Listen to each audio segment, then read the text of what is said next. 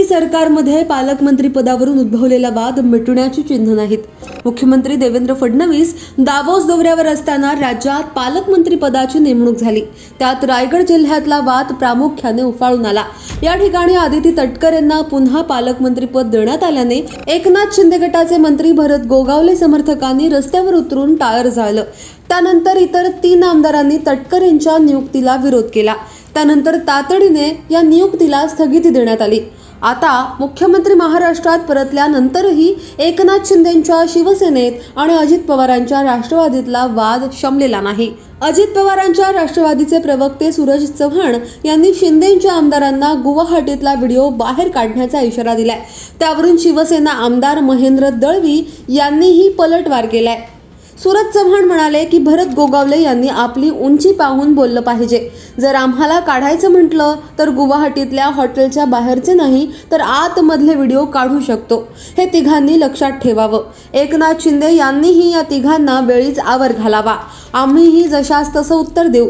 महायुती चांगलं काम करत असताना दोस्तीत कुस्ती करण्याचं काम शिंदे गटातल्या लोकांनी करू नये, यासाठी मुख्यमंत्र्यांनी या प्रकरणात वेळीच लक्ष घालून योग्य तो न्यायनिवाडा द्यावा अशी मागणी त्यांनी केली आहे। तर भरत शेठ रायगडात जन्माला आलेत, त्यांची उंची बरीच आहे।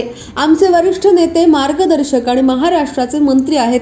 आमदारांचे रेकॉर्डिंग व्हिडिओ बाहेर काढू असं वक्तव्य काही करतायत, त्यांना सांगतो त्यांच्या पक्षाचे जे प्रदेशाध्यक्ष आहेत त्यांचे व्हिडिओ बाहेर काढले तर महाराष्ट्रात काय देशात फिरताना मुश्किल होईल। त्यामुळे त्यांनी सांभाळून बोलावं, बालिश बुद्धीने बोलू नये हा आमचा त्यांना सल्ला आहे। अजून त्यांना खूप काही शिकायचंय। आम्ही बोलायला गेलो तर खूप काही बोलू शकतो, त्यामुळे त्यांनी सबुरीने घ्यावं असा प्रतिइशारा आमदार महेंद्र दळवी यांनी सूरज चव्हाण यांना दिलाय। सुनील तटकरेंच्या लोकसभेला आम्ही मनापासून काम केलं। त्यांच्यावरील आरोप पाहताना ते निवडून येणं शक्य नव्हतं, तरीही आमच्या कार्यकर्त्यांनी प्रामाणिकपणे मदत केली। त्यांना बहुमतानं निवडून दिलं।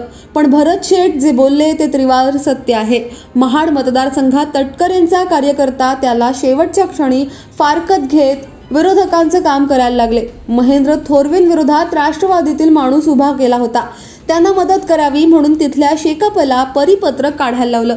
तटकर यांनी हे केलंय। आमच्या 3ही आमदारांना कसं पराभूत करता येईल यासाठी तटकर यांनी प्रयत्न केलेत, हे खरंय असा आरोपही महेंद्र दळवी यांनी केलाय।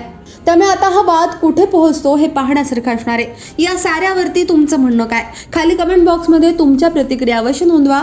आत्तापर्यंत लोकमत सबस्क्राईब केलं नसेल, फॉलो केलं नसेल तर लगेच सबस्क्राईब करा, फॉलो करा आणि पाहत रहा लोकमत। धन्यवाद।